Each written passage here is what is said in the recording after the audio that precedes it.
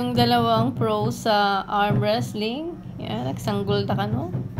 Kasi katatapos ng game kanina, arm wrestling ng mga bata from elementary to adult na. First time kong manood ng arm wrestling dito sa Ora City, Ora Mats. Yan yung isa sa mga friends ni Lakay.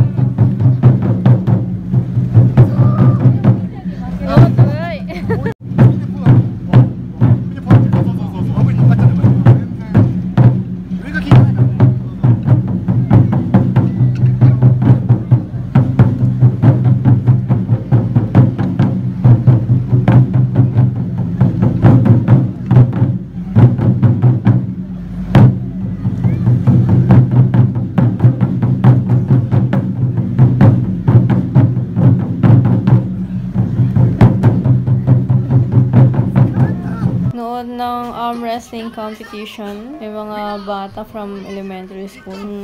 Hindi panoorin. Winner! Felipe! Winner! Pagkatapos ng arm wrestling competition, pumunta sila dun sa gilid. Pumunta si Han doon, no? Kita niya yung mga kaibigan niya.